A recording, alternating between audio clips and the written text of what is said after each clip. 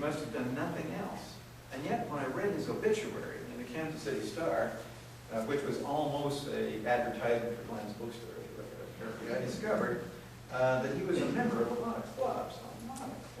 For example, the Baconian, the Ridgeway, the Sigma Xi, Delta Sigma Phi, the Masons, the Knights Templar, Iowa, the American Association of Science, the Iowa Academy of Science, Botanical, on and on and on and on and on. And I said, well, he's one of those guys that he's a member of everything. They come to the door, ding dong, join up, yeah, sure, I'll join. And then, he's a member, but that's it. He said, not active. And he said, oh, no, well, wait a minute. He said, a lot of those are university. He was active. He was a member. He was an officer in a lot of those. He went to the meetings. So, spent every waking moment either writing in these books, reading these books, or going to meetings. When did he have time to work at the library? And couldn't have had time to do anything else. And then I discovered that he wrote 12 books and over 200 technical articles in journals. In fact, of the 12 books that have been published, he couldn't find a publisher for all of them. So he formed what he called the Enterprise Publishing Company. He published them, he printed them. They're on the second floor of the house.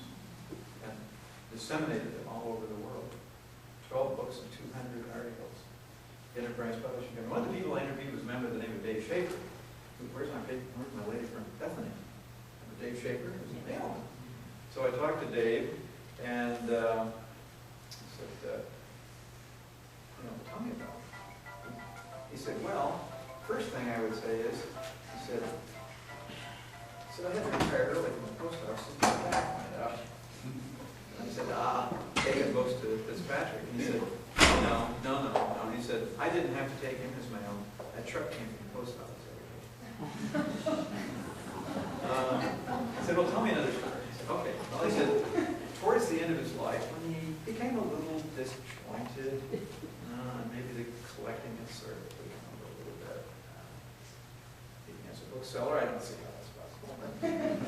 He said he began collecting other things. Ernest Long, Ernie's father, had told me he loved payday at the University of Nebraska. They'd get paid, and here would come Fitzpatrick. And he would range through the stores. He'd start out at the nickel and dime, then he'd range through the whole store until he had as many books as he could carry. Sometimes all the money he had, he would spend on books. Get home with all these books that I loved it.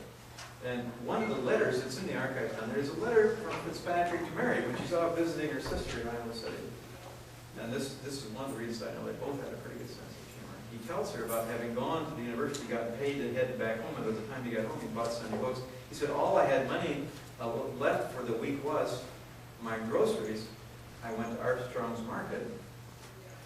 He said, all I had money left for was to buy a lemon pie. Then I got home and discovered, guess what? I didn't know. I'm allergic to citrus fruit. So I think he had a pretty good sense of humor. So too, just to put under the platform, he's certainly worth something. His son Fred became the chairman of the biology department at Columbia University. Daughter, Lillian, wrote a book which, to my knowledge, is still in print today, and probably you can go out and look on the shelf here and find it. It was the predecessor of Perky's Nebraska's Place Names, and it was just called Nebraska Place Names by Lillian Fitzpatrick. But Lillian contracted tuberculosis, and as her health became more fragile, she realized, and the idea for the book had been given to her by her father.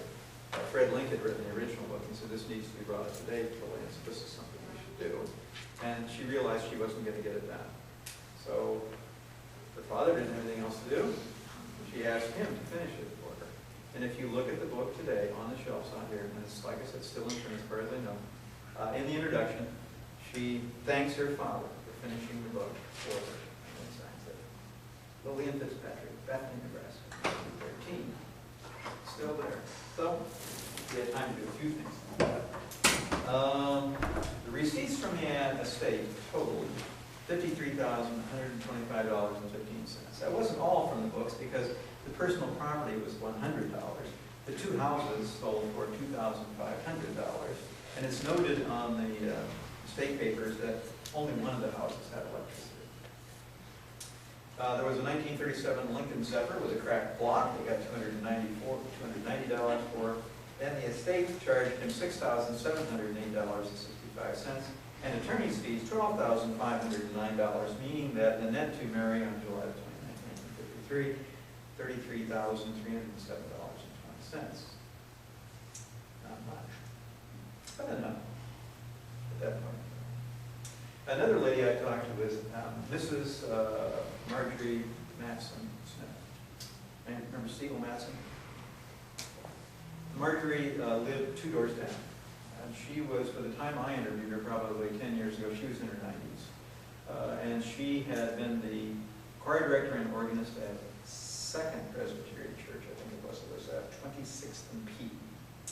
And she said, I used to go over and visit the Fitzpatricks, and I loved to talk to Mary. And she was just a delightful lady.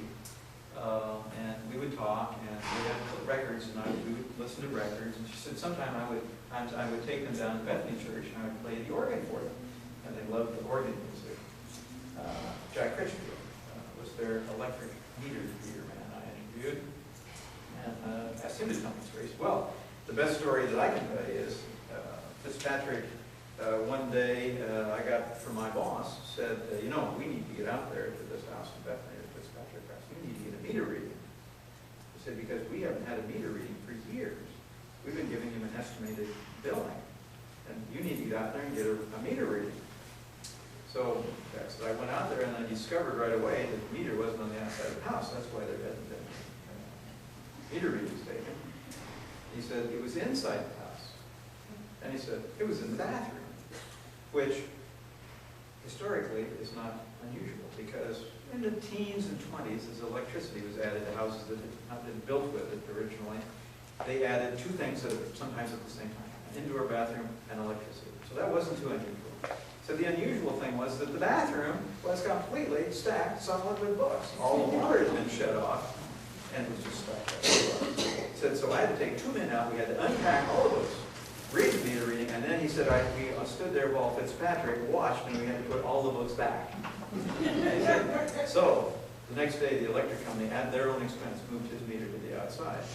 But they also discovered that he wasn't using electricity. He had electricity but didn't use it.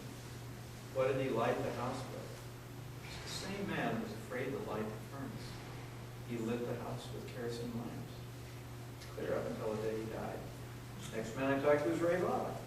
He had the Champlain station there in downtown Beckman. And he laughed and he said, oh yeah. He said he would come down, he had a little red wagon, and a 1-gallon red kerosene can. He would come down and he would either come to my Champlain station or we'd go across the street to McCartney's garage and get a gallon of kerosene.